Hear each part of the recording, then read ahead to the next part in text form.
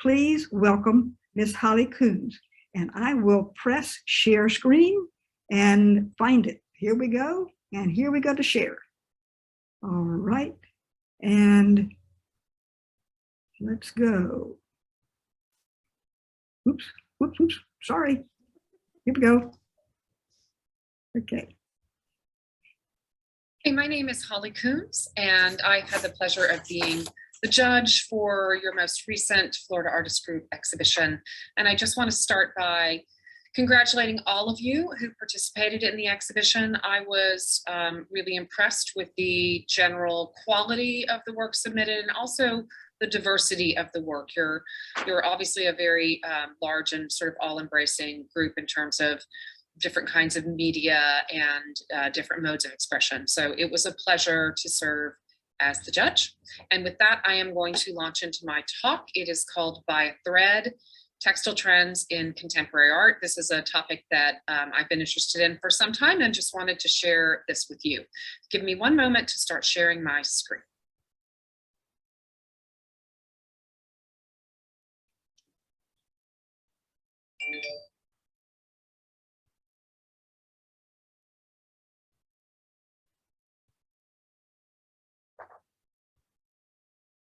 Okay. I am going to begin with a very, very brief bit of history. Most of you will recognize this work. This is the Bayeux Tapestry from the 1070s, which of course records the Battle of Hastings.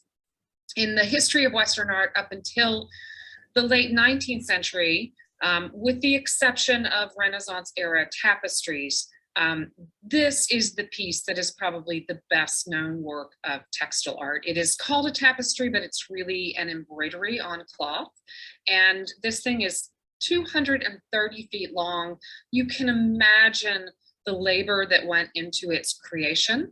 And it documents the conquering of England by William the Conqueror of Normandy in France, and what you're looking at here actually displays William's half-brother, Bishop Odo, participating in the battle. You can see how incredibly lively and colorful it is. The fact that it has survived for 1,000 years is itself an amazing thing. And so it's both a wonderful historical document and one of the great works of textile art in the Western tradition. And I am going to focus on the Western tradition today simply because of our very short time period. Now I'm jumping about 800 years here to one of my favorite artists. This is William Morris, who was sort of the brainchild of the arts and crafts movement that began in England in the late 19th century. This is a tapestry that he wove himself. He called tapestry the most noble of arts. He built his own loom, and this is the first tapestry that he ever tried to produce. It's called a Campus and Vine from 1879, and he meticulously recorded his work and wrote that it took him 516 and a half hours to produce this piece. It has the complex floral design and the birds and flowers that, if you're familiar with William Morris, you know that he would then incorporate into many kinds of textiles, carpets, wallpaper, fabrics. You can actually still get Morris and Company works today. So he was one who was looking back at earlier traditions during a time when England was rapidly industrializing and looking for ways to bring back this sense of handcrafted tradition. And so this arts and crafts movement was really essential to bringing some textile art back to the forefront.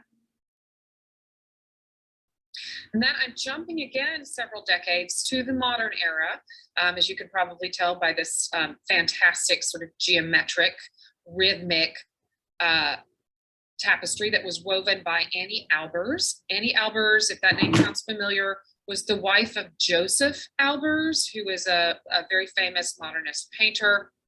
Both of them studied at the Bauhaus in Germany and met there. And in fact, Annie was trying to take her husband, before he was her husband, she was trying to take Joseph Albers glass blowing class and was not allowed in because she was a woman, and there were only certain things that they would allow her. She thought that it was a sissy art, and then as soon as she started learning it, she became entranced. And she was very, very essential to an entire generation of artists who began to take textile art more seriously, and she really contributed to the blurring of the lines between fine art and so-called craft.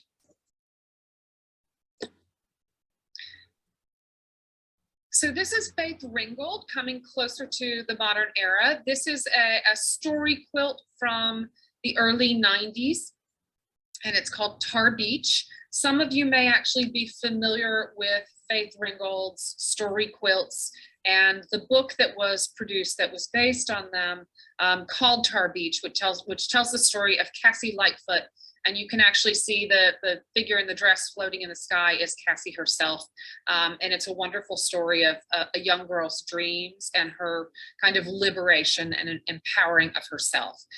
This piece is surrounded by pieced and quilted textiles.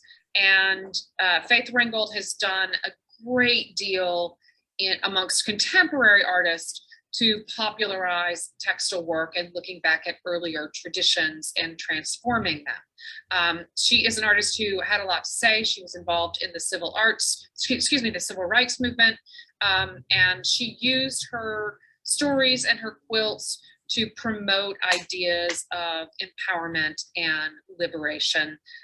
She was the daughter of a fashion designer from Harlem. She grew up, or her parents were the product of the Harlem Renaissance generation, and she grew up surrounded by those ideas. And according to lore, her great-great-grandmother was a quilter who made quilts for plantation owners. She was enslaved. So there was a huge history that led up to Faith Ringgold deciding to work in this tradition and to transform it. This is Yinka Shotobare. He's a Nigerian artist who's lived in Britain for many years.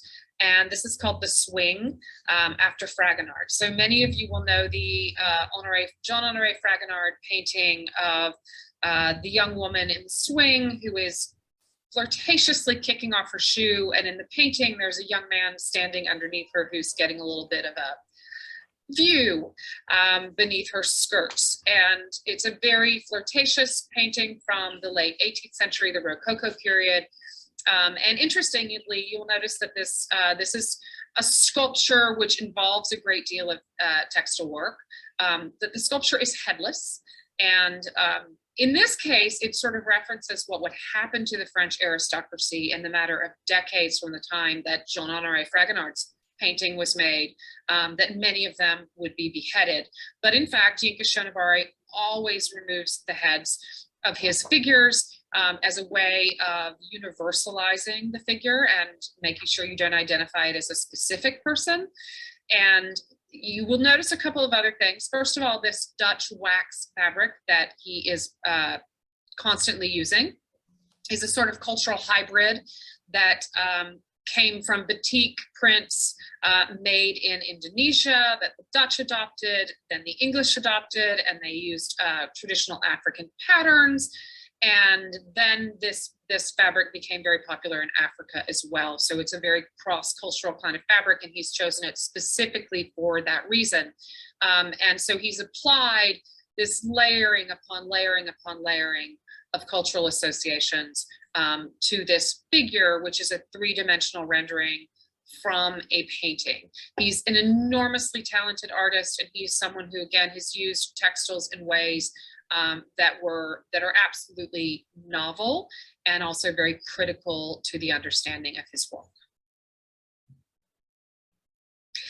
Nick Cave is an artist who has become very well known for his sound suits. He is from Chicago, and he started making his sound suit series in 2001 after the Rodney King violence. And you all will remember the savage beating of Rodney King. And initially, Nick Cave thought that these suits would be a kind of protective shield, something that would mask your identity and prevent someone from attacking you based on your race. But they quickly became a site for all kinds of artistic experimentation. Some of them are made completely from found objects. Others are completely textile efforts. Nick Cave was trained in dance and as a textile artist. So this is really his medium and form of expression. And the first sound suit he ever made, when he put it on, it had a distinct rustle to it. So these can and are worn in performances. And that rustle led to the name sound suit. You can see this one has all kinds of crocheted elements that are applied to the suit, and just is a fantastic pattern, color. It's just something that you can't look away from, and you have to remember that these are huge. These are 6 to 9 feet typically high. And there are a number of artists in this talk who are from Portugal or South America, where there are very strong textile traditions already. One of them is Joanna Vasconcelos, and she's a Portuguese artist. This is a piece called Viriato from 2005. She is an artist who had learned the traditional art of crochet and then decided to start applying it to unanticipated objects and for uses that were not in fact useful. So when we think of crochet, we think of it as being something decorative, but also something that you can make a blanket out of, or a scarf, or something you can use. Joanna Vasconcelos sort of subverted all of those traditions. And in Viriato, which is a name she drew from a 1st century Portuguese leader, she covered this German Shepherd lawn ornament. This is a big sculpture lawn ornament dog, and she covered it in this very beautiful varied crochet pattern. And so she basically made a crochet coat for this dog. Now he's no longer able to sit outside, so she sort of subverted the function of the yard ornament. And additionally, she is directly matching a handcrafted crochet piece with this mass-produced commercialized sculpture. And that tension between something that is handcrafted and something that is commercial and mass-produced is something that we'll see a lot of these artists investigating. Here's another artist who really focuses on crochet, and she does these sort of guerrilla crocheted pieces. Sometimes she will cover things that she finds in the public sphere in order to make a statement. So you are looking at a bicycle that has been covered in a hand crochet sweater, if you will. And then you also have this wonderful little kind of boom box down at the bottom accompanying it.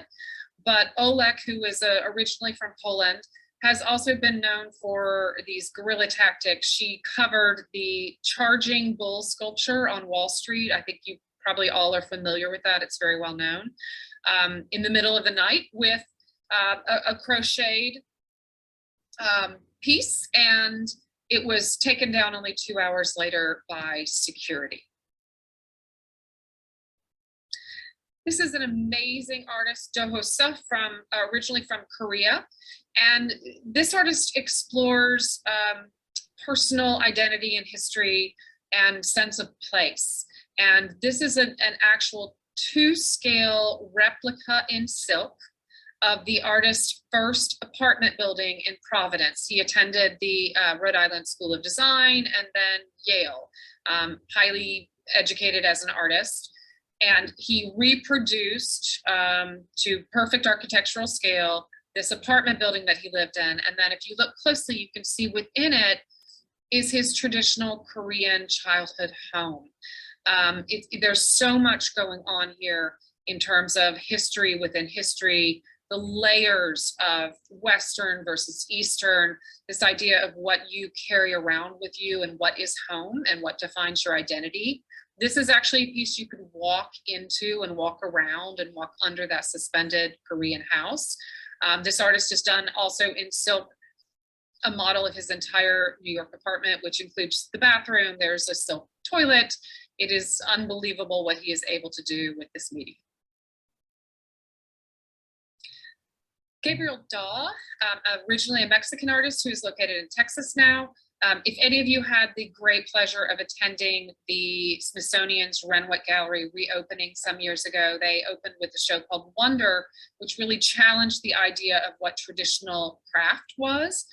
And this is the piece that Gabriel Dawg had in that exhibition called Plexus A1. So this is made entirely of thread, simple polyester thread that you get from Joanna, commercially produced. But what this artist does is string each thread individually into a large sculptural arc. And in this case, he separated the threads into the colors of the rainbow. And so it almost appears to be light itself that is being bent and shaped in the gallery. It was absolutely an exquisite piece. And from every angle, it looks quite different. So here's an artist who takes the most common of materials and has managed to make large-scale installations from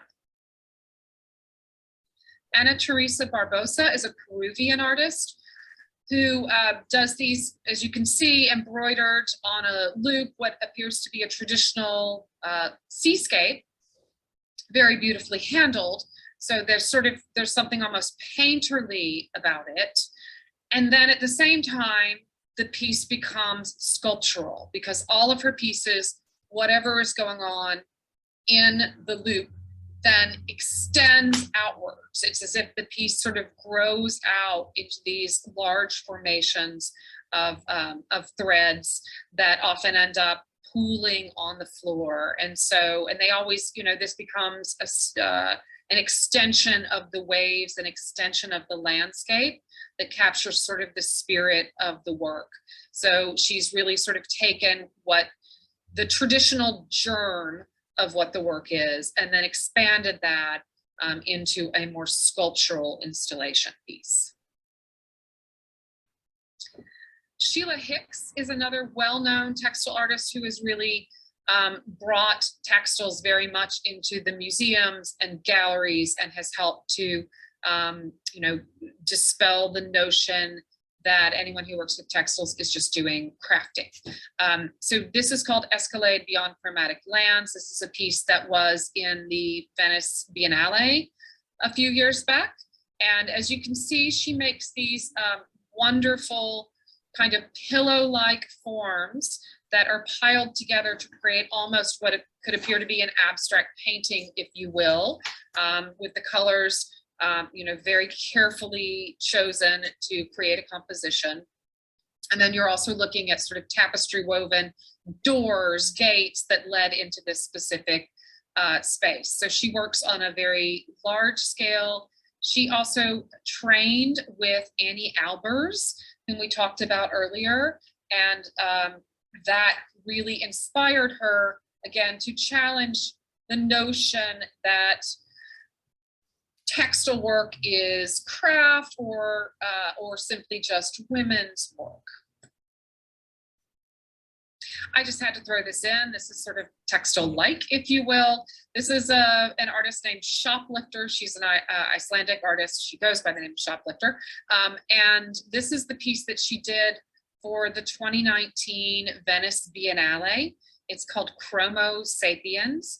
And what you're looking at is basically a massive cave-like environment. This piece was comprised of 3 different cave spaces, complete with music and evocative lighting.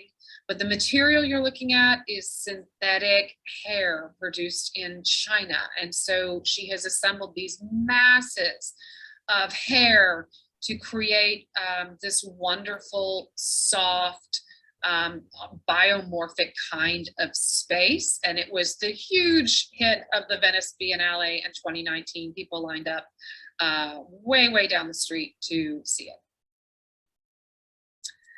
Zenobia Bailey, an American artist who works with these wonderful, she works with crochet that she then assembles into stringed loops to create these large mandalas. And she is best known actually for her hats. So for a functional object, you can see her actually wearing one of her hats, and they've been used by various large companies. They're in a Benetton ad, for instance. So she gained fame sort of with this more traditional object. Then she started making these amazing wall pieces. And she also she's done entirely hand crocheted tents as well, freestanding tents. But in this case, this is the gallery work for which she's best known. These wonderful, very tactile concentric circles that represent mandalas, and also in her mind reflect the funk aesthetic of the 1970s. In fact, she calls the entire series of works Paradise under Reconstruction in the Aesthetic of Funk. Bisa Butler is a amazing up-and-coming artist who uses the traditional form of quilting to present images of people from the past. What she does is source photographs, old photographs of African Americans, unknown African American people going about life, and then she elevates them into these very large scale quilts, and then applies to their, the photographs she's using are black and white.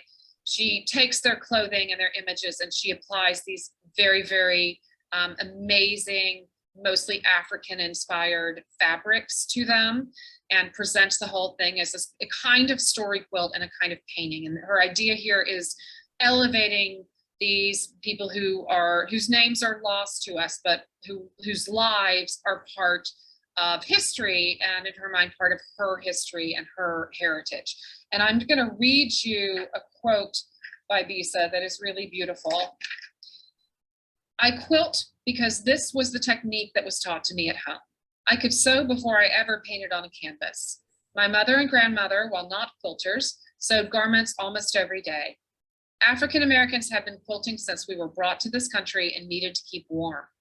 Enslaved people were not given large pieces of fabric and had to do with the scraps of cloth that were left after clothing wore out.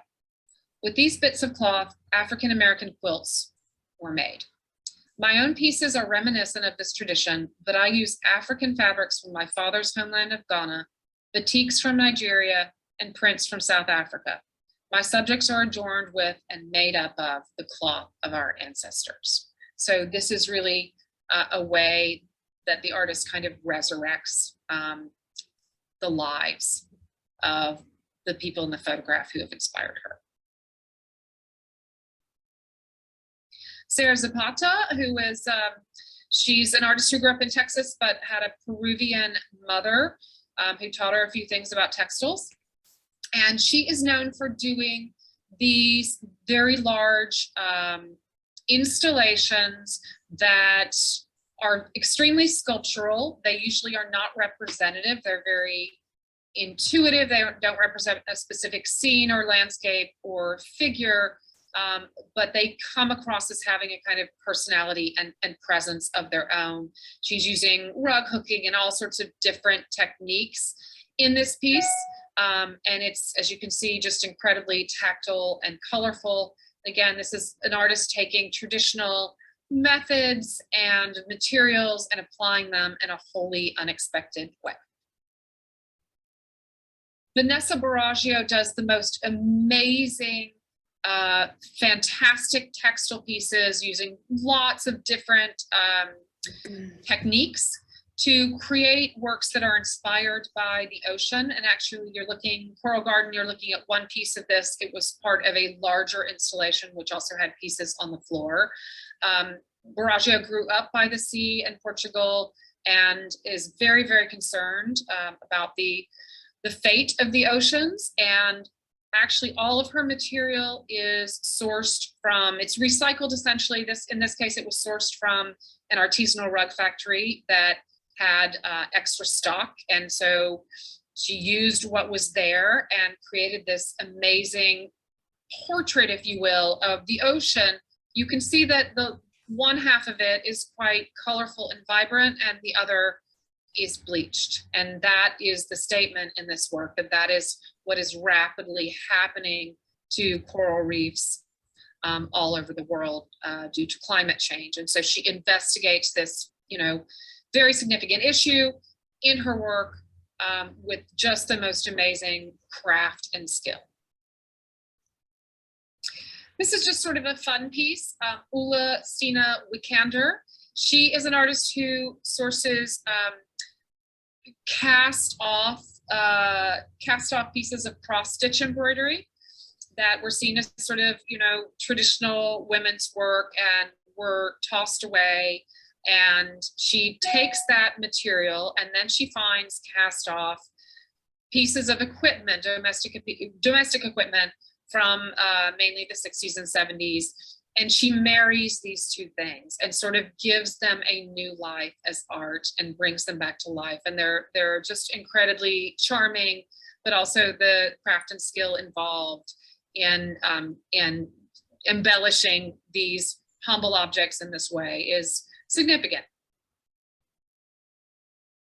Sanford Bakers is a Harlem-based artist who grew up in LA and became really interested in the concept of quilts, African-American quilts that were potentially used as signposts on the Underground Journey. So there's a whole theory, the Underground Railroad. There's a whole theory that there were certain quilts hung in certain places that served as signs, directional signs that were sort of coded messages to people who were fleeing on the Underground Railroad. And this began to interest him. And so he took quilts that he found and repurposed them to create these amazing sculptural pieces. And sometimes he will also paint and draw on them. And they become these sort of, on the one hand, just abstract art, but some of them also seem sign-like, and they really reference that history of meaning in patterns, fabric, and stitching. This is Ernesto Neto, who is a Brazilian artist, and I'm showing you just the most amazing display of crochet you will probably ever see. So this is a huge piece that was installed in the Museum of Fine Arts, Houston. And as you can see from the figure in the piece, this was actually a kind of suspended walkway, this kind of spiral labyrinth that could actually hold people walking in it. And what the walkway itself is made out of these plastic balls that are themselves encased in this crocheted exterior. So this is an artist who is, completely transforming the way that we think about the humble craft of crochet into a massive, large-scale sculptural installation that is also incredibly colorful and tactile. And then I'm going to finish with this really fun piece by Lucy Sparrow, because I understand that she has just done a similar piece in Tampa. Those of you who are in Tampa are probably aware of it. Lucy Sparrow gained fame when she started creating, her first one was called Corner Shop. She started creating these grocery stores where she felted every single object. And these were all based on actual packages and actual things available in stores. And she felted individual soup cans, and you can see here, Spam cans and all kinds of things that you would find, and created this entire textile environment, which transformed, the utter commercialism and the banality of a grocery store into a work of art and a work of handcrafted art. Obviously, over the years, I'm sure she has some assistants helping her, but felting is also an art form that has had a huge rise in popularity. There are a lot of artists re-exploring the artistic possibilities of felt, and Lucy Sparrow is one of the reasons people are doing so. So if you're anywhere near Tampa, I suggest that you check out her new installation. And with that, I am going to sign off. I thank you so much for your attention and for the opportunity to engage with your work. Thanks so much.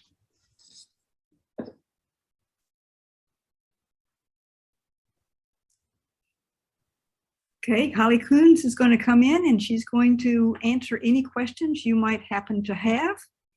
Holly? I'm here. Can you hear me? Yes, it can. Okay, great. So what I can't see though is the chat, and I'm not sure if there are questions in there now or not since I'm. There are no questions in the chat. Okay. So we won't have to worry about that. Unless you want to ask something that way. I have a question. Okay. And I've seen this presentation that you sent me earlier several times. And the one piece that always amazes me is the one of the rainbow, and how in the world that artist can keep those threads from getting all tangled. Or how do they store it? It's not, to my knowledge, they're not stored in any traditional way. They're actually site-specific installations, and when they come down, the threads come down. It's not stored as a kind of sculpture that can be moved around. It's actually taken down, and they're just individual threads that he suspends in these sort of angular ways with little hooks, or they're appended to some kind of, wooden aperture that holds them. But it's enormously meticulous, time-consuming work. Wow. Planning it ahead of time must take a lot of time too, just trying to figure out what to do with it. So, Absolutely. is there anybody else that has a question?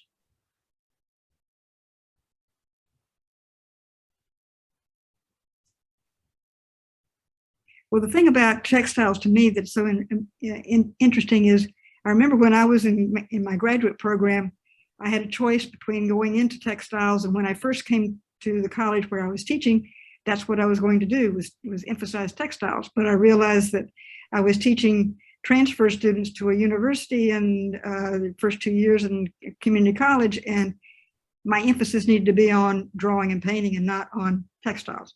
So I have a love of textiles, and I appreciate being able to see such a wide range, because way back then, 50 years ago, that was not the main emphasis in the arts. And I think Annie Albers was very smart in trying to bring her husband into that realm. We used to have in Melbourne a textile art museum that we really, really enjoyed. And the images of textiles that were brought to us on a fairly regular basis just really left us in awe of what was getting done around the world. So I really appreciate what you have shared with us, and hope that other people will maybe consider changing or adding to what they currently are doing, textiles. Yes, Margaret has got her hand up. Yes. Well, I wasn't going to use the chat because can you hear me? I Yes. can. Okay. I wasn't going to use the chat because I wasn't thinking anyone else was using them. And I also wanted to let everyone know that you can unmute your mic if you do want to ask the question now. I know that everybody came in muted. I want to thank you, Holly, for just the wonderful work that you've done for us and bringing this presentation to us. It was great. Being an oil painter, I failed home ec, and I sewed through my finger. So that sort of shot the idea of being able to be a fiber artist of some sort. I'm fearful of it, I guess. But I guess what I found was those were exciting pieces of artwork that you shared with us today. It's not going to make me go that direction, I don't think, but I could really begin to relate the textiles with the painting and everything else that goes on in the art world. I see it so differently through your presentation today, and I thank you for that. I didn't really have a question so much as I wanted to just thank you for that. Well, I really, really appreciate that comment, Margaret, and I will tell you that to this day, I don't think that I can sew a button. I am trained as an art historian, not an artist, and there are some art historians who are artists, but most of us aren't. It's really a different skill set. But shockingly, my mother was an amazing traditional seamstress. Mm-hmm. She could make the useful things and could do, upholstery and curtains, and had great taste just in fabrics. And my son is going on to school right now in fashion design. So the gene skipped me, but it is an interest that I have in looking at art. And it's simply something that is becoming more and more prevalent, that more and more contemporary artists seem to be using textiles, and often textiles that they find and recycle, which I think is, is true of other objects, other types of objects as well. Yeah. I think Fran Carson. Yeah. I think Fran Carson has a question. Yeah, I've been sewing since I was 4. Wow. They put a needle in my hand and taught me to sew buttons on. So I've been sewing my whole life, and I just enjoyed this so much because I've quilted, I've made designer clothes, I've made all sorts of everything, but I'm an oil painter. So, I've wanted for years to figure out how to combine the combination of sewing and fine art. And I was never more liberated when I found out that even home arts are considered art now. Yeah, it's there are so many artists who are, of course, there's artists who are working purely with textiles, but so many of them are combining textiles with other disciplines. And so there are really lots of examples. I had 30 minutes to talk to you all. I could have gone on and on. You can just search online and find one after another, people doing really, really interesting things. And I have some buttons for you to sew on if you're ever in Virginia. Yes. Hi, Holly. This is Renee Lewis. I majored in fabric design in art school. So as someone with that background, I was so excited that we were having a presentation about this. To me, that says, okay, maybe this genre has finally gotten a seat at the table. I think it has. I think it has. I used to silk screen and weave. I'm kind of into drawing right now. But just seeing everything was just wonderful. The examples that you showed, were very exciting. Thank you. I agree. It's wonderful work. And, with your background, again, I don't think this is not intended to suggest that everyone needs to now adapt textiles, but I do think that many artists are finding ways in which textiles are useful for their practice, whatever it is they're currently doing. Certainly those who are inclined to sculpture naturally are finding lots of ways to use it, but I've seen people combine textiles with photographs. Actually, that's happening quite a lot. Also with paintings. I mean, there is no limitation there. So hopefully that will inspire you. Oh, yes, thank you. Of course. Anybody else? Okay. Well, any other questions at this point? If not, then I think we'll go on to the next stage. And thank you again, Holly, for this wonderful presentation. And what we're going to do is we're going to take a 10-minute break. If you do want to take a break, please mute your computer if it hadn't already been muted, and then make sure, if you plan to walk away from the computer, to turn your video off. That way we won't see people with their dogs coming in and doing all kinds of stuff in the room. So anyway, so if you'll mute and turn off your computer with the video portion. And then what we're going to do as an intermission is we're going to have a real neat guest join us. Sasha Bogdanovich is going to join us. He's a composer and performer, and he's going to share some of his improvisations on a variety of percussion instruments. Some are original, and they have names like Halo, Headphone, and Happy. And then there are some that are from around the world with names like Kim Pool, Chin Chin, and Ben Deer. Sasha is based in New York, and has performed around the world throughout the New York area in venues such as Carnegie Hall, the Whitney, Symphony Space, and Roulette. He currently teaches music at the university level and performs with various ensembles like the Acapella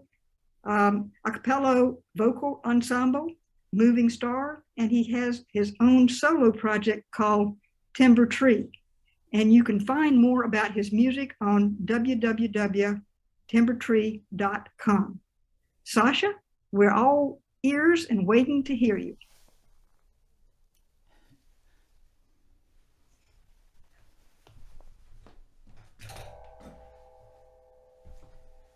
Welcome, welcome. I'm just going to share 10 minutes of different improvisations on the variety of instruments you see around my studio here today. Welcome.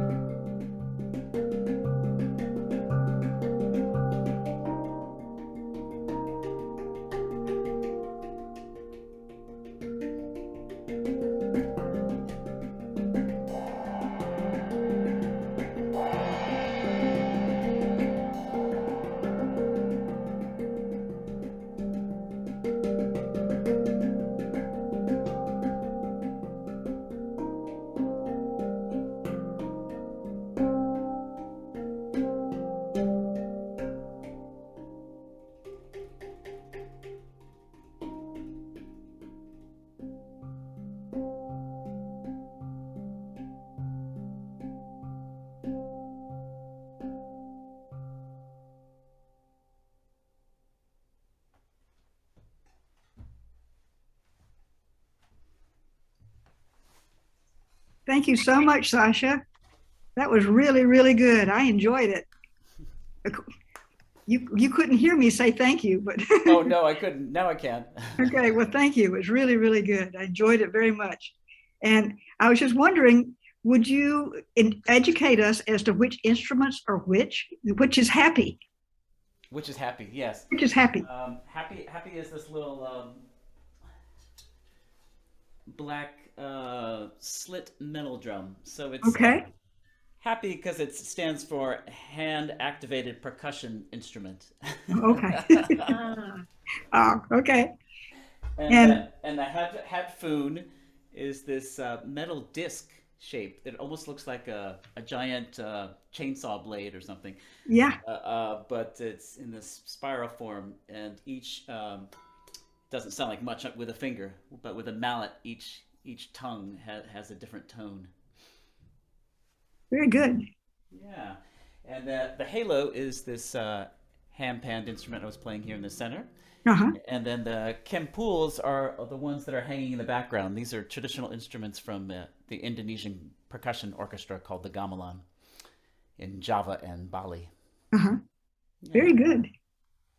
And I was interested in seeing that how you helped create time with the one cylindrical shape in the back was bouncing against the wall, and that helped to create like a drum beat too behind you. That's right. Yeah. Excellent. I could listen to this music anytime. Thank you. Thank you. Okay, I think we'll go ahead and go on to the next portion of our presentation. And I'm going to start with the virtual exhibit. And hopefully I can share screen and it won't come up with a bunch of commercials. Okay, here we go.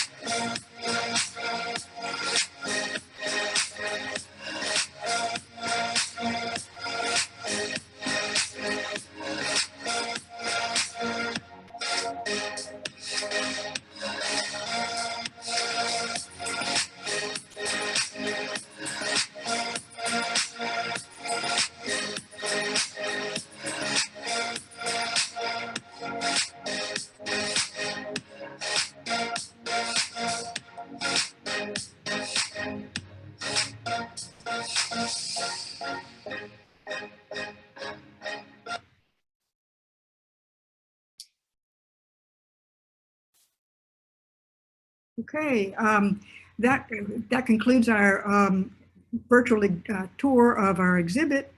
And now we're going to do the thing that everybody has been waiting for, which is to find out who the winners of the 2022 72nd annual exhibit of the Florida Artist Group are going to be. Okay, next thing I'm going to do is to share screen again, and I'm going to pull up the awards presentation PowerPoint, and we will start. Okay, what Holly and I are going to do is I'm going to read through a few of the slides, and then she's going to announce the winners. And then I'm going to give a little, and before we announce the winners, I'm going to give a little historical background about the organization, and then we'll go through the individual winners, and Holly has a statement about why she selected each one. Okay, so as you can see, this is the exhibit, the 72nd annual exhibit of 2022, and we're going to do the awards. And we want to thank our sponsors, the Gary R. Libby Charitable Trust, the Dillon Charitable Trust, and the Community Foundation for Brevard. Okay, the group was established in 1949 by some of the state's finest art professors and leaders. FLAG is Florida's premier professional level artist group, and it celebrates and promotes the excellence of the state's finest visual artists. Thank you to our 2022 sponsors. Thank you again to our award sponsors. And thank you to our merchandise sponsors. And thank you, a very big thank you to our judge, Holly Koons, who has really stepped up to the front and given us a wonderful presentation today. And here you can read that she has an outstanding background, huge curatorial experiences throughout the Southeast, and we're very pleased to have her here as our judge. So the winners are you ready, Holly? I'm ready. Okay, I'm going to read a little, I can't see all of this stuff. On my screen, I get all the information, but you can read it.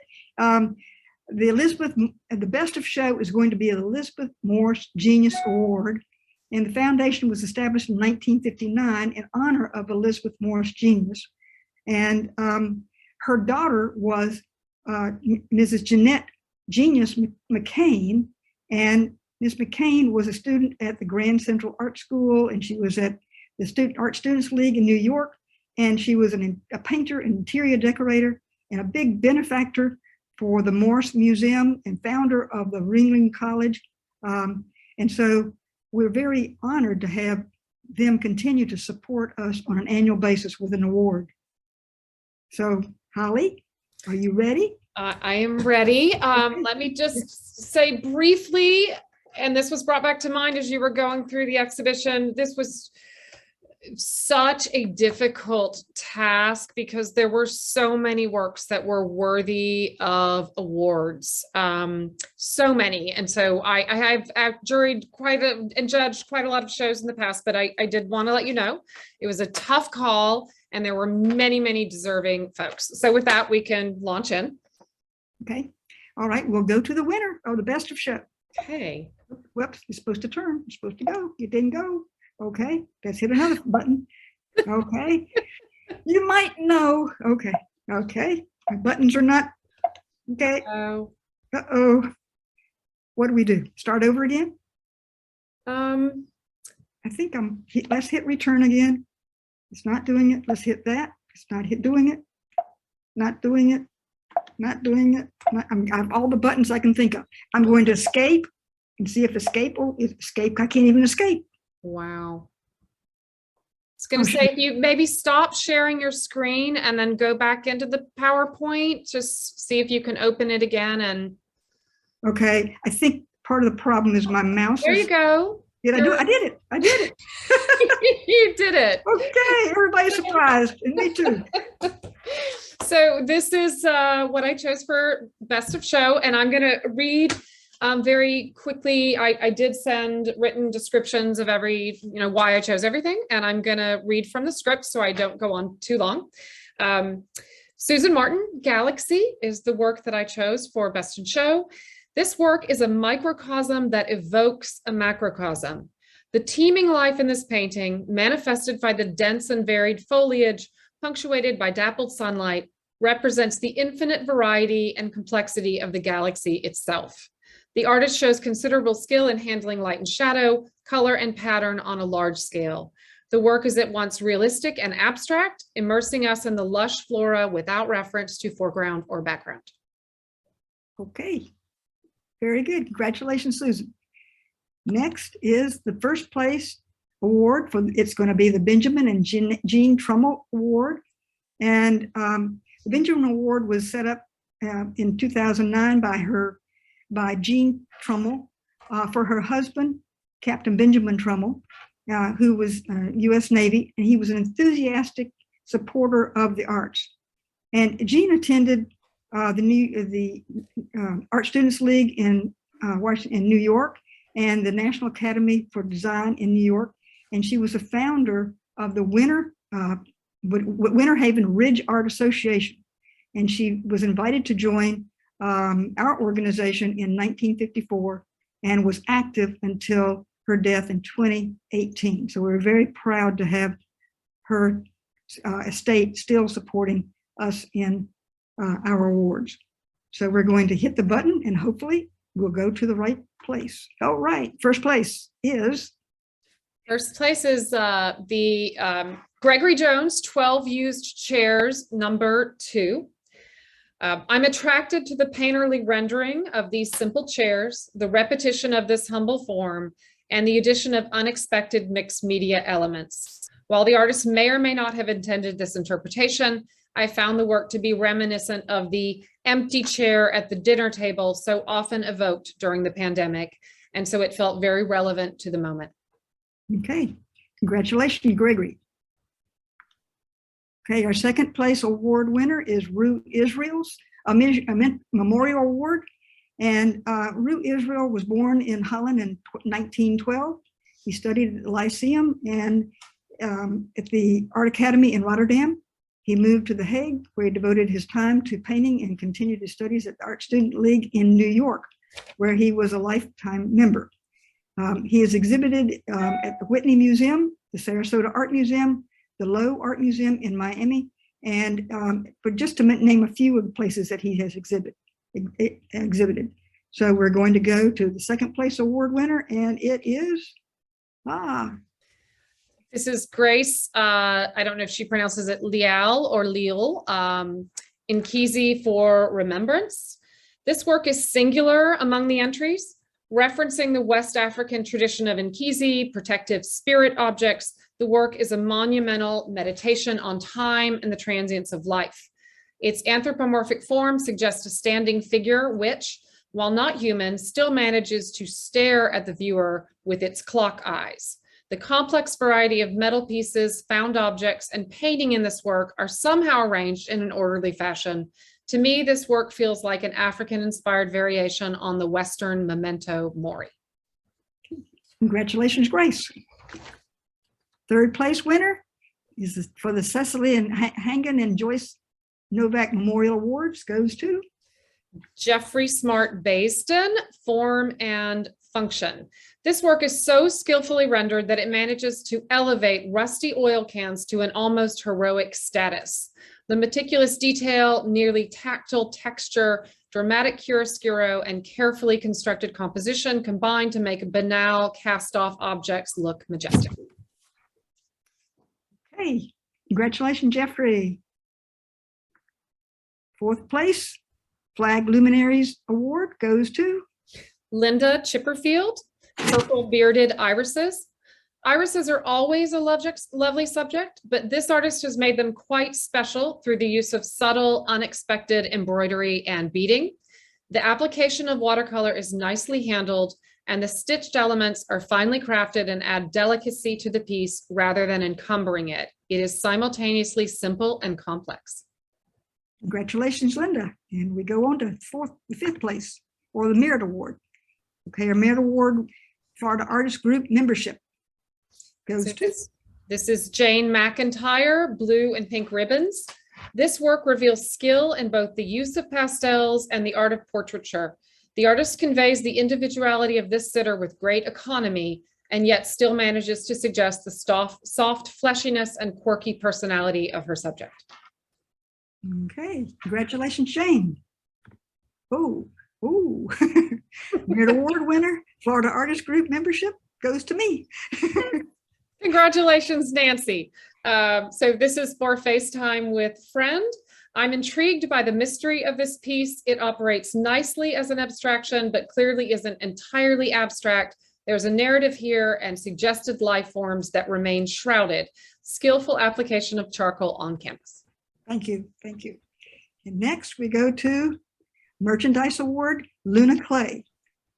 This is Nadine Saitlin for Go-Go.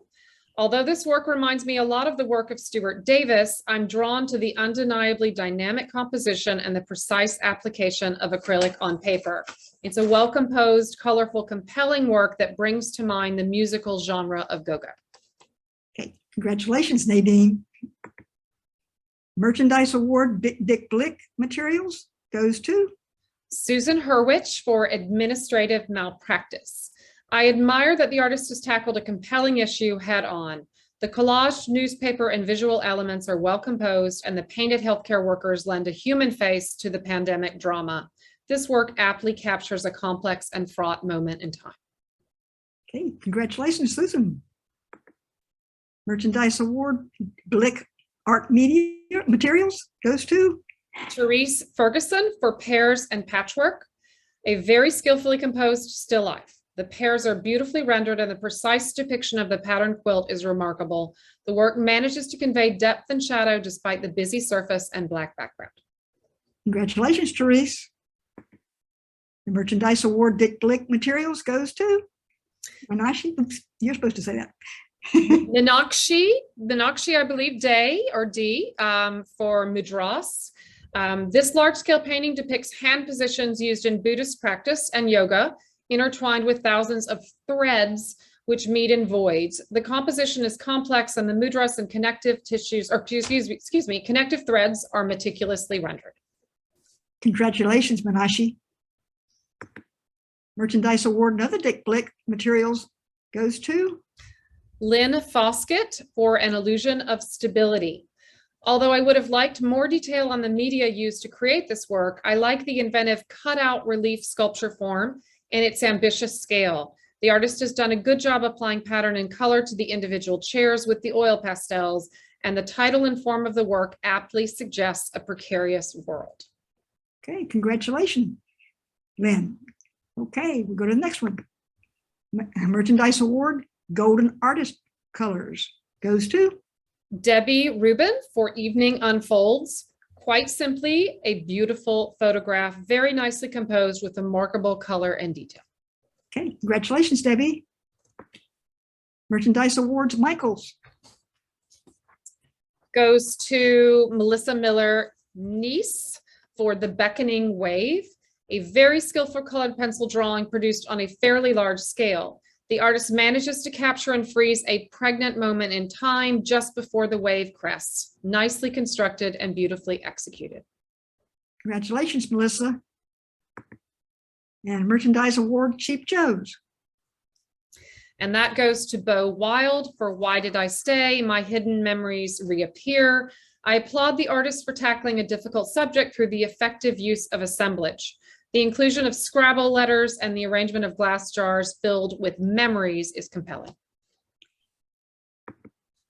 Congratulations, all of you. We had, as I said, 64 people enter our competition, and I think you all deserve a round of applause. Unfortunately, you're muted, so we can't hear it. So, okay, I'm going to get out of here if I can do that. My mouse seems to be stuck. Okay, here we go. All right, and so what am I doing? I'm going to I'm going to announce Okay, this is what I'm going to do.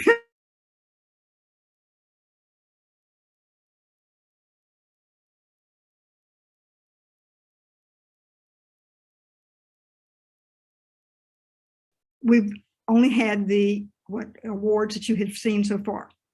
At this point, we're going to do something new, and Florida Artist President Margaret Hodge and I asked Holly to come up with a list of additional award winners. And then we're going to provide additional pieces for a total of 25 works of art.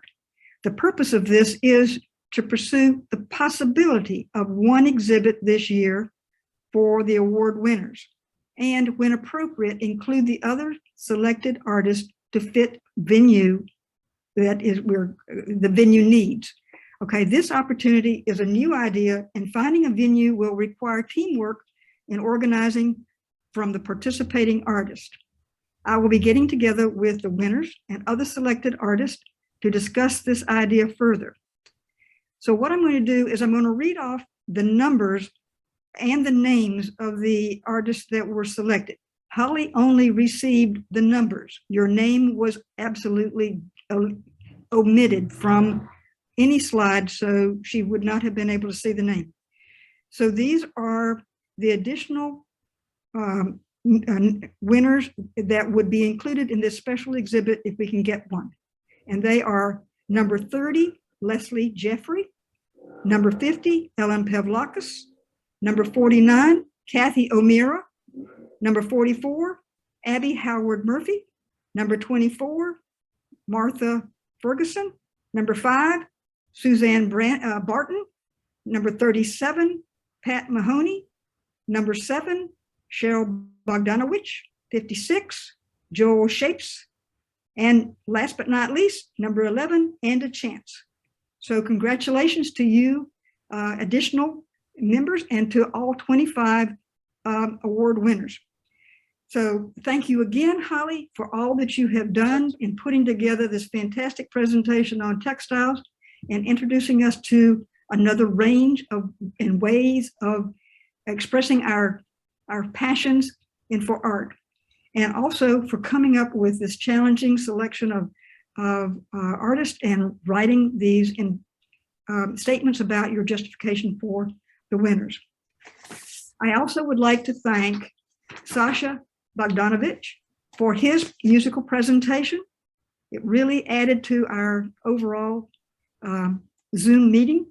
And then I want to also thank the people that have given us financial support, our sponsors, our award sponsors, our merchandise sponsors, our board of directors, and our area chairs.